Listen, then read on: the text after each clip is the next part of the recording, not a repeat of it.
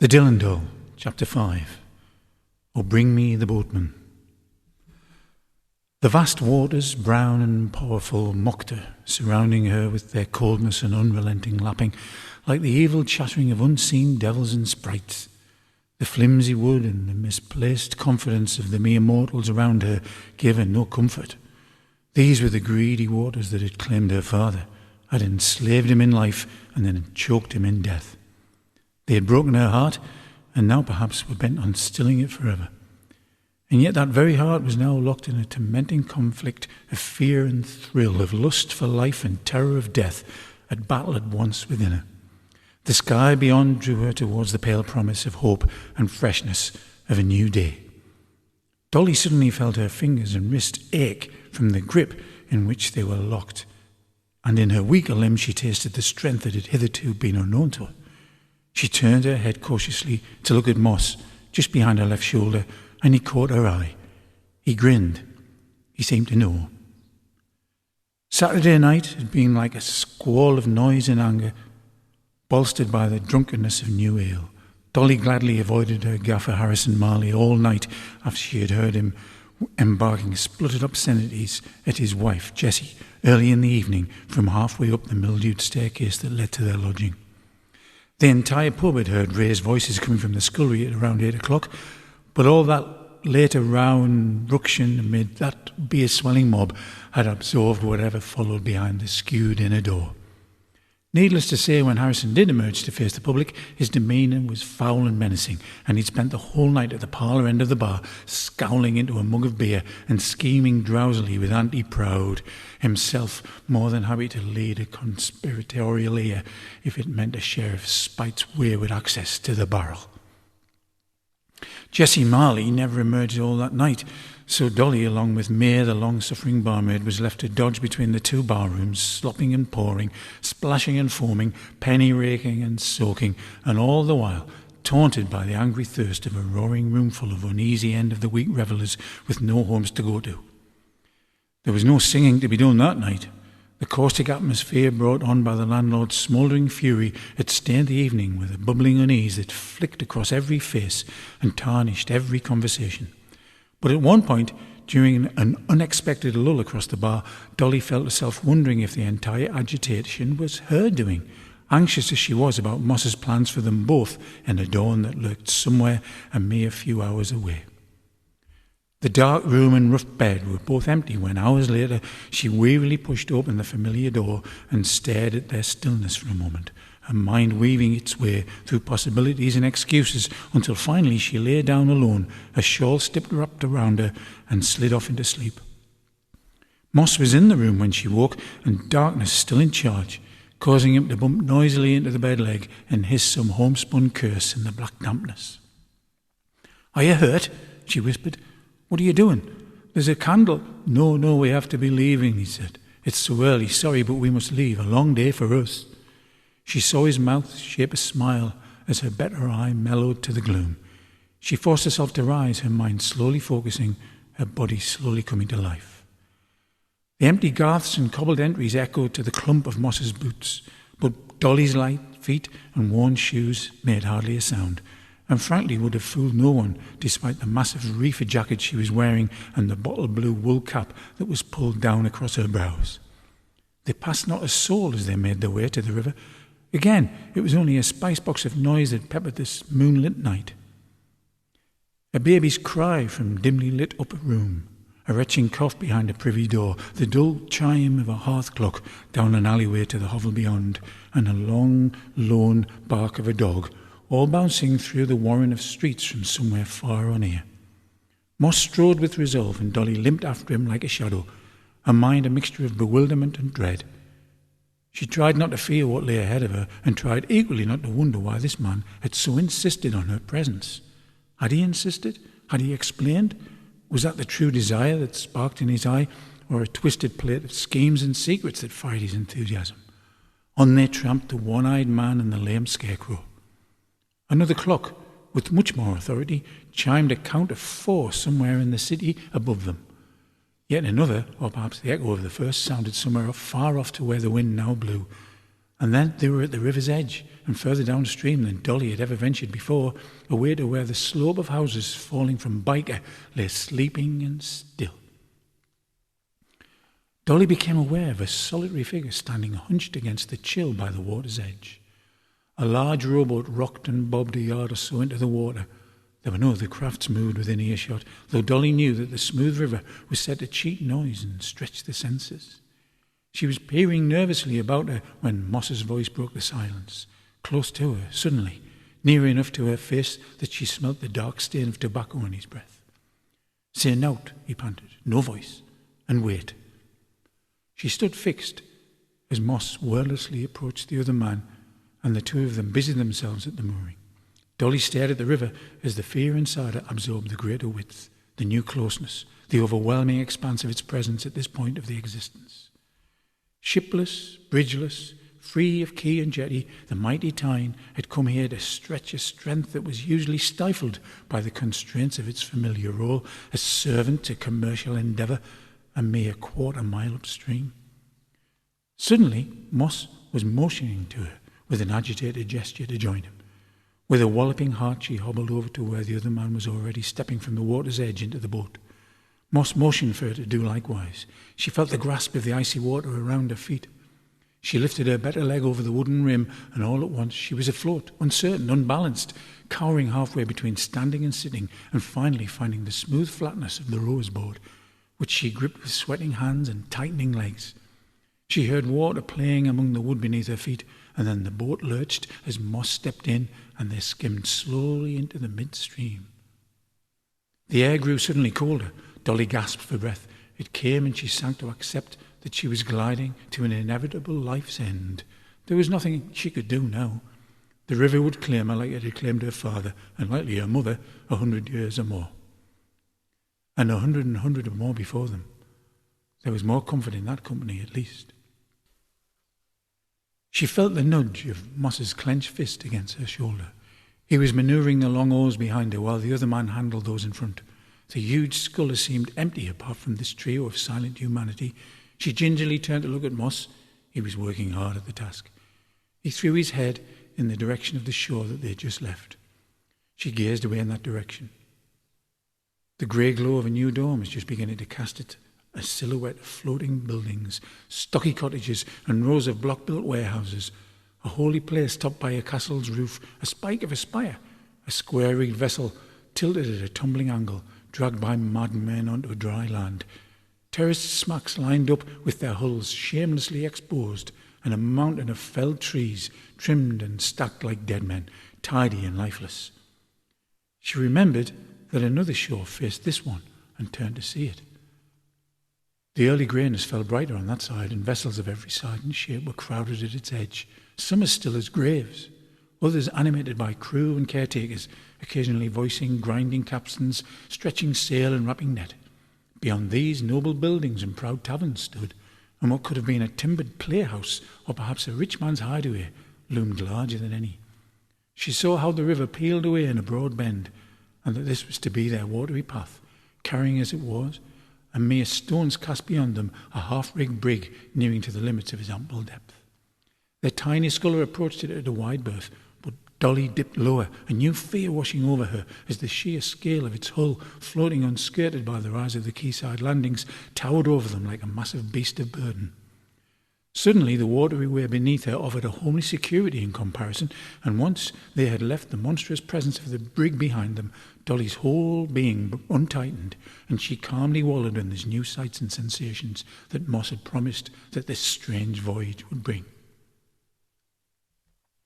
On they slid in silence, perhaps hurried by the light of the impending dawn.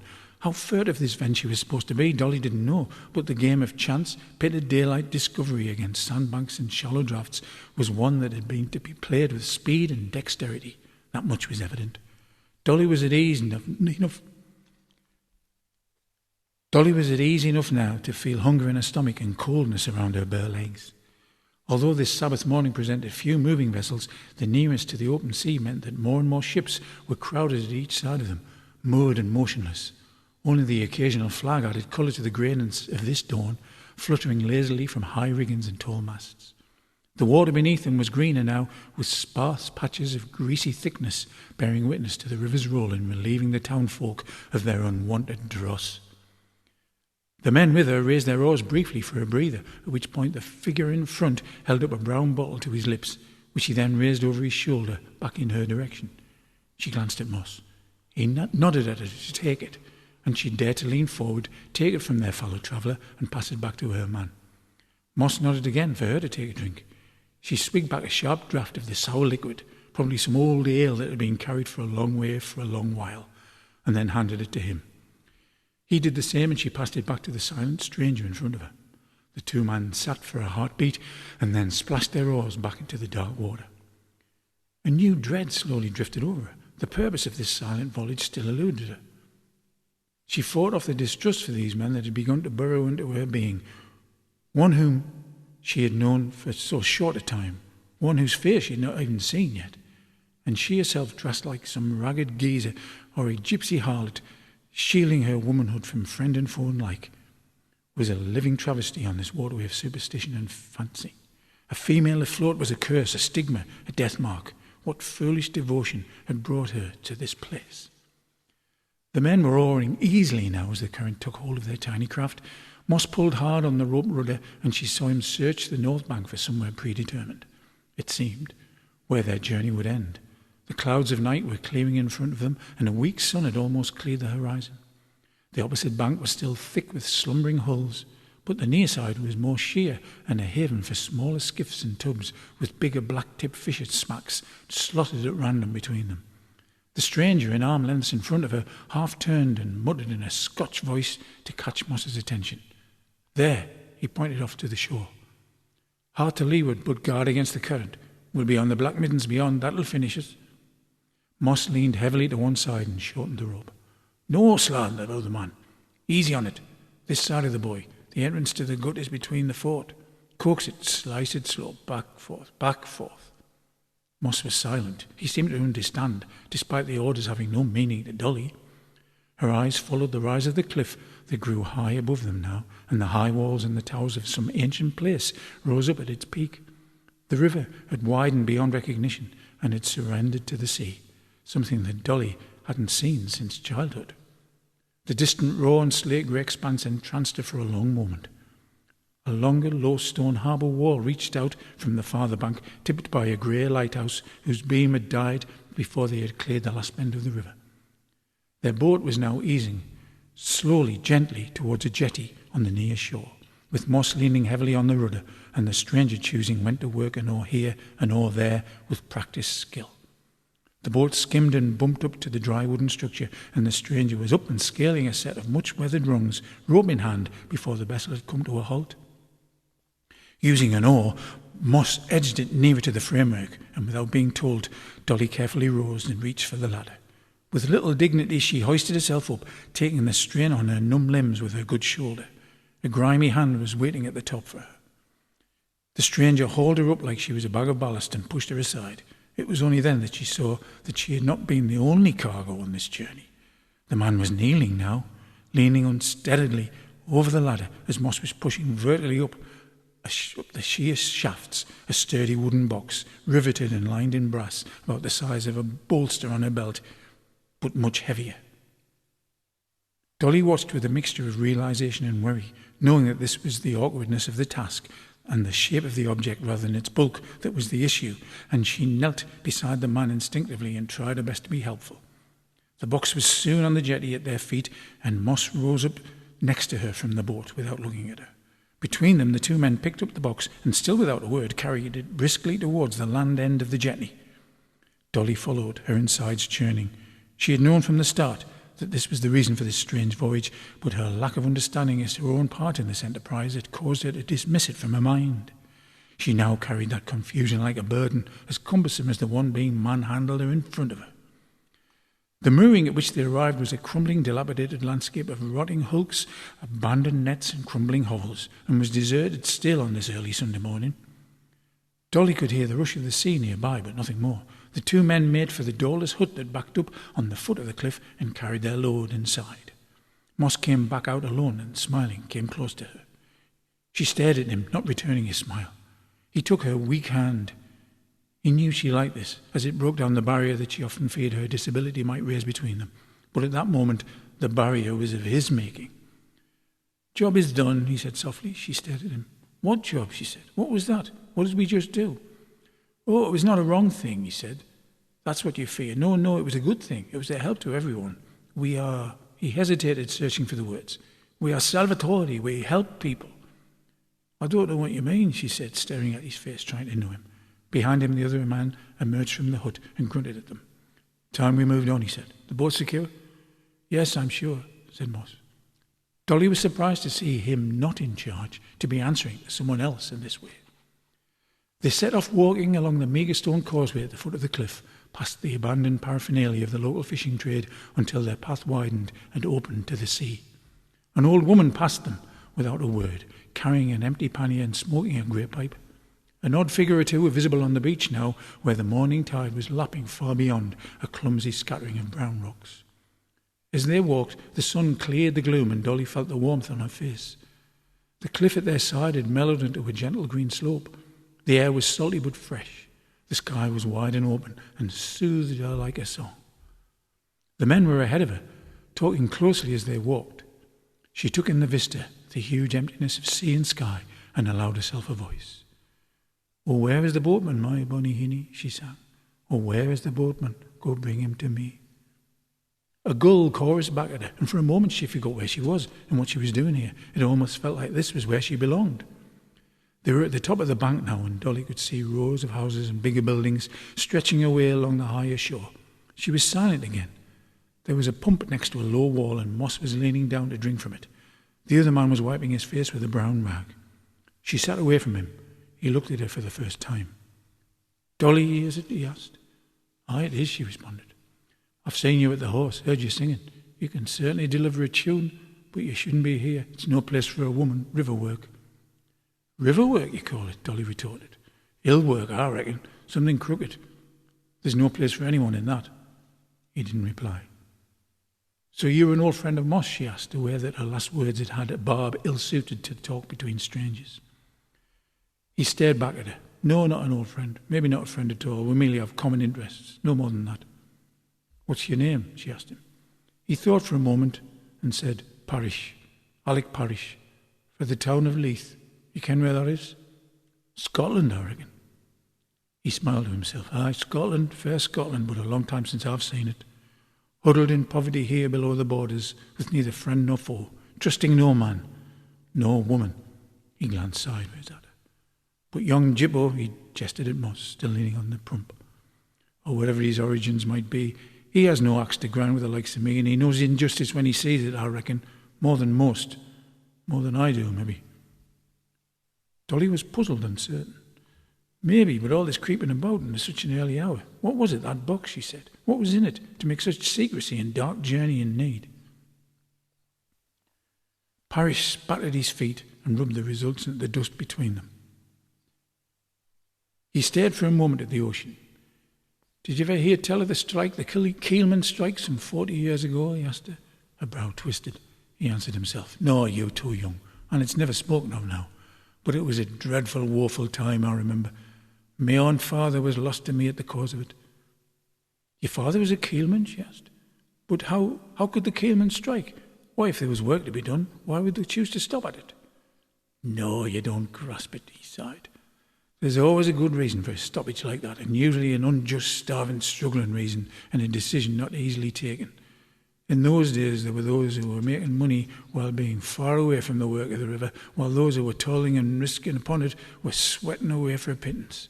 And then lesser men, unskilled men, selling themselves for smaller wages and a danger to themselves and to others, were brought in to take the work away from those born to do it. And my father, a stranger here, a common labourer, saw fit to raise up his head and point to those who were mistreating the river and its men. And he died for it." He looked at her slowly, sizing up her reaction. She stirred back, wordless. He continued then, "And I had to leave the river and the town that I had no desire to even need to be in the first place. I'd been brought here as a child, and now my mother pulled me away again. I watched her choke from dust in the mustard warehouse in Durham, so I came back alone to this." He motioned towards the sea. to good fresh air, tinged with a salty breeze. He stood and stretched. But now it's all happening again. He stood, stretched. But now it's all happening again. One man of principle, a young clerk, Turnbull by name, bore witness to the underhand schemes being played out behind official doors. The scrawl of corrupt hands on parchments, the signatures of rotten alliances and sly agreements. He saw it pass before him, and he knew the smell of corruption and from whence it came. And that's what's in that chest. It's the makings of strike and hunger, the poison of greed and power. The grand words were practised and long thought over. He looked down at her, as if again to gauge her reaction, her understanding. Mere paper and ink, not gold and trinkets, but worth more than any of that to some people. The signatories and plans and testimonials for the building of loading staiths and waggonways that will mean riches to the fat and well-fed in their houses high above the river, but despair and degradation to those by the river's edge. They'll be thrown out of their work, their livelihood snatched away. That's something I can't stand by and watch again, and young Turnbull, the brave fool, has gifted it all to me to find better use for their skullduggery and avarice. There you have it. Dolly's mind swirled in search of meaning and significance to all this noble, heroic talk, but as yet none could she find. The Scotsman made to walk away, but stopped, turned towards her once more. I'm pleased that you know the words of Robbie Burns, he said. That warms me heart. Dolly looked up. I know of no such man, she said. You know him without knowing it, he said. You sing his song, My Love is Like a Red, Red Rose That's Newly Sprung in June, and you sing it gladly, and you sing it well. That's a song from Willie, she said. Blind Willie, he gave me that song. He claims it as his own. He laughed. Blind Willie the fiddler? Ah, yes, I can hear him claiming that as his own, but I cannot see him feeling in such a manner for any woman so as to be gifted of words like that. No, it was the work of Robbie Burns, a fellow countryman of mine, known to many, loved by all. I saw him once myself, astride a squat pony in the marketplace at Dalkeith. He died not 2 years since, but left behind many songs that are well worth seeking and well worth singing. Maybe if we meet again, you'll have a few you can offer me. He walked off towards Moss, who was busy tying the string of his eye patch, his face and hair wet from the pump water. The long night and sour ale had drove Dolly to the back of a half-standing stone stable a few days away, to relieve herself in a semblance of privacy. When she came back, Alec Parrish was gone and Mossy was busy with his bootstrap. Not such a bad bugger, he said, looking up at her. Not as much a fighting man as he looks. He told me what you were doing about the box. Ah, good, he explains it faster than I can, and you believe him better, I think. Moss was tired. Conversation was coming hard to him in this strange tongue. Dolly stared down at him and eventually knelt beside him and moved away his big fumbling fingers so that she could tighten the strap for him. I still don't understand, she said. What good would it do to steal a box full of papers, wordless letters, and the like, in the face of all the trouble he says will happen? Losing ink, scrawls and parchments won't stop men doing what they want to do. Oh, paper, yes, said Moss, smoothing her hair, freed now from the feeble disguise of his ridiculous cap. But worthless, no. In the box are maps, the plans, the reckoning of money and who will spend it, who will receive it. When the horsemen find it is gone, they will think twice about tricking the keelers and colliers out of their work. And perhaps the men from the newspaper will be interested in hearing about all those secrets too. He smiled, nodding at her knowingly. But it's only the horsemen and the toughs that read the Chronicle, she replied. They won't be finding anything where they don't already know.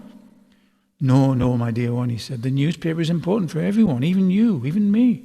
In the times ahead of us, this is how people will save themselves, through knowledge, through words on paper shared by everyone.